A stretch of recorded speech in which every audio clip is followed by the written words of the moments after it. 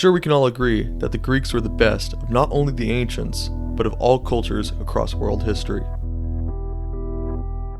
From their innovative governmental systems, to their myriad of great thinkers, and to the sophistication of their art and sport, the Greeks were truly the forerunners of human civilization. It is no surprise, then, that they left an indelible mark on the Mediterranean and the world as a whole, turning it from a land of barbarians and savages to one of elegance and beauty. Or at least, this is what Greeks such as Herodotus would have us believe. Living through the advent of Pan-Hellenic nationalism circa the Greco-Persian War, ideas of Greek exceptionalism became commonplace. This is most notable when those same Greeks speak about certain aspects of foreign cultures, such as today's topic, Etruscan sport. Every article, book, and video must begin with the acknowledgement about the relative lack of information about the Etruscans when compared to their southern neighbors. This is especially relevant when discussing Etruscan sport because the base of information resides either in works from foreigners, whether that be the Greeks or the Romans, or, more importantly, from what the Etruscans left behind, most of which resides in their tombs. It is for this reason why I've been drawn to this topic as of recently, as it is a beautiful combination of not only history, but also archaeology and anthropology. With that being said, what kind of sport did the Etruscans take part in? First and foremost, the Etruscans were fans of pugilism. It is the oldest and most popular sport we have evidence of, dating back to the 7th century BC, which pitted two boxers against one another. It is far removed from what we call boxing in our modern day, as depictions focus less on grace and agility and more on sheer power and toughness. Strikes were predominantly to the head rather than to the body, making fights both short and brutal. On a different note, there is also a tie between boxing and music, especially the distinct Etruscan flute. We do not know exactly why this is. Could it be for crowd entertainment, or perhaps it is to provide a rhythm for the fighters? Maybe boxing held special religious significance that necessitated musical accompaniment. No matter the case, music seems to be lacking from this next sport, wrestling. Wrestling is another combat sport which dates back to the 7th century BC and shares many similarities to their Greek counterparts. This makes it nearly identical to the Greeks, but there is still some variation between the depictions of the two. There is an important note to make in regards to wrestling. There seems to be a certain level of regional preference, as northern Etruscan cities have higher instances of depictions of wrestling, while southern cities seem to prefer boxing. This helps detangle the notion of the Etruscans being some monolithic culture, rather than one as diverse as the Greeks or Romans. Moving away from combat sports, but a no less bloody affair, chariot racing was either on par or a close second to boxing in popularity. I plan on making a whole video about Etruscan chariot racing, but I'll still discuss the basics here. They primarily raced the quadriga, with 4 horses, while the Etruscans raced the biga, 2 horses, and triga, with 3 horses. The triga is especially important because no evidence has been found for it in Greece. It is unique in that only 2 of the horses are yoked to the chariot, while the third is a trace horse, which would guide the team around tight turns. This, including equipment and venue differences, further distinguishes Etruscan sport away from Greek.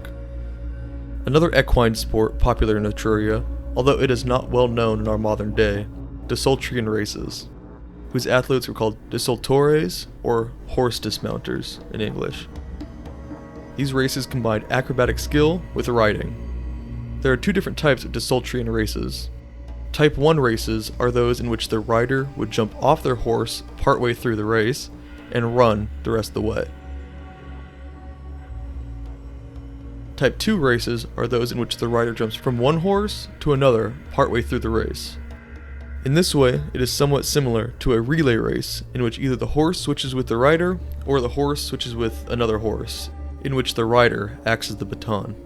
This descends from a military tradition in which horsemen often needed to either dismount and fight like infantry or switch horses mid-battle. This sport was then passed to Rome, and although Type 2 races were much more popular, there is still evidence of both in Roman society. This is yet another sport which has no evidence in Greece before being played by the Etruscans. A perplexing game, which is only attested to in 3 tombs, is only known to modern historians as the Phersu game. It depicts 2 men and a dog. One, the Phersu, is masked and fully clothed, and between him and the dog, a nearly naked man who has a hood over his head, being viciously attacked by the dog.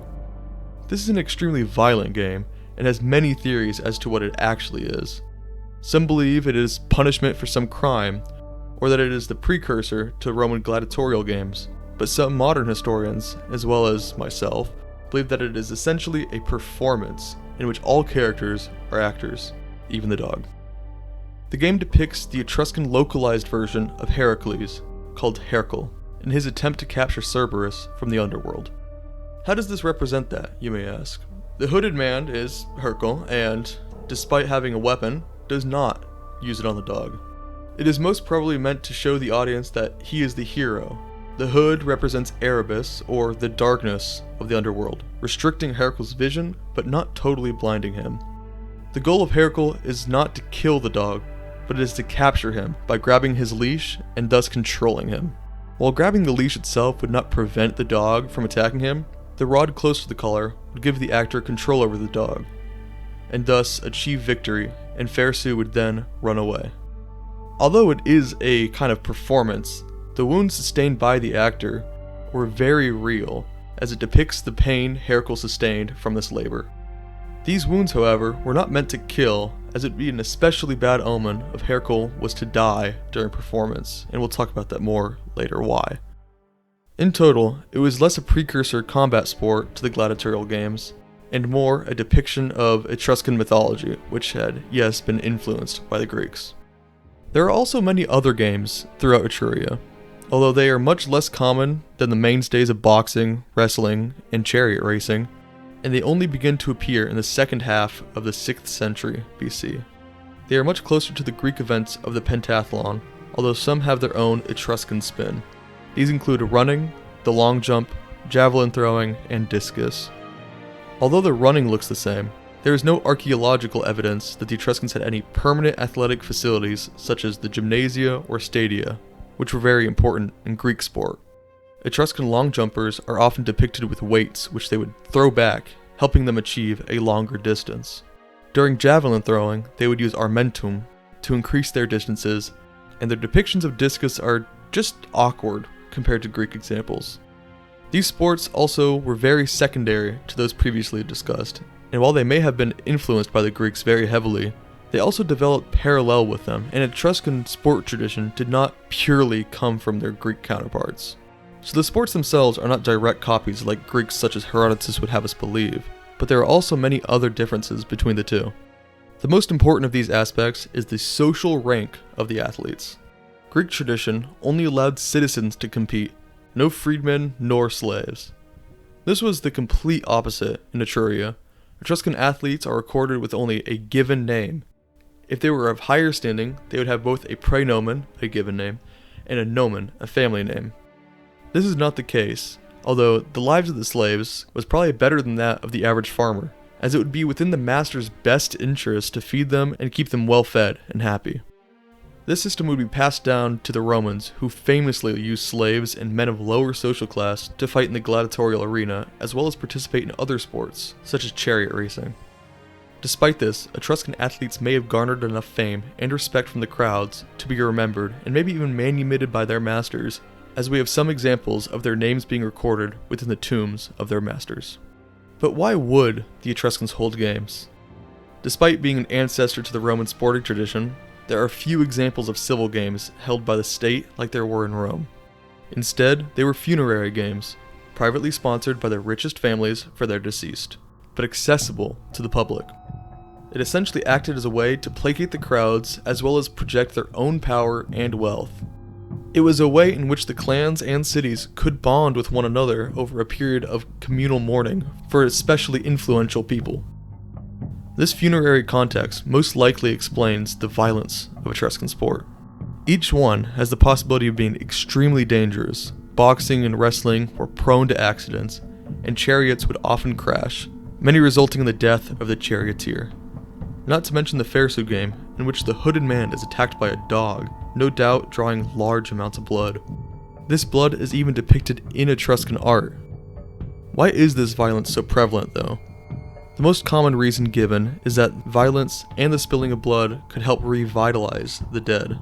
This specifically explains much about the Phersu game, as it represented humanity triumphing over death. The blood spilt in the games is a kind of sacrifice which reflects well on the deceased. The Etruscans and Romans used sports as a rite of proxy, which appeased the gods through an indirect form of worship.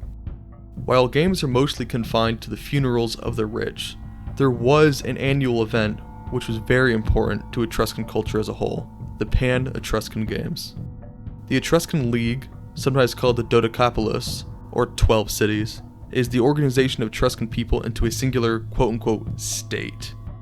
It is not a military alliance nor a federal entity, but it was really just a way for important Etruscans to come together for the sake of their Etruscanness. They met annually at the Fanum Voltumnae, thought to be near modern-day Orvieto, and played games. The name Voltumnae is thought to be an epithet of the chief god of the Etruscan pantheon, Tinia, and acts as an overarching god for Etruscan civilization as a whole. While it was similar in concept to the Pan-Hellenic Games, there is not much known about the specifics, although it is the site of modern-day research, and perhaps in the coming years, we will understand more as more things are discovered. It has often been accepted that the Etruscans are the origin of the later Roman gladiatorial games, but this makes little sense to me, along with many other modern historians. The two most common hypotheses of their origin are in Etruria and Campania.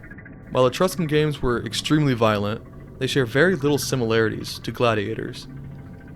No evidence of weapons are used other than whips during chariot racing and the club during the Phersu game, which is never depicted as being used. It is often posited that the Phersu game acts as a fight between man and beast, which would later evolve into man versus man during the Roman period. But as we have discussed, it was not a fight to the death, but rather a gamified play which depicted mythological events. The actor was not supposed to hit the dog with his weapon, but rather use his hand to hold the dog, and the dog is never shown to deal any serious injury back to the actor. This is not because the Etruscans didn't like showing gruesome scenes. Depictions of chariot crashes proudly showed the dead and dying riders and even glorified them to a certain extent. For this reason, I believe, along with many modern scholars, that their origin lie in Campania, which has evidence of man-to-man fighting with weapons, albeit much later than the violent Etruscan games. With that being said, Etruscan sport didn't die when they were taken over by the Romans, but rather it was passed on. The Romans seemed to follow the Etruscan model much more than the Greek. Their athletes were predominantly slaves or those of lower social status. They were equipped in a similar manner, and they took part in similar violent games such as chariot racing, which often left many of its riders dead. All of this as a rite of proxy, which served the triple purpose of entertaining the masses, appeasing the gods, and bringing the culture together.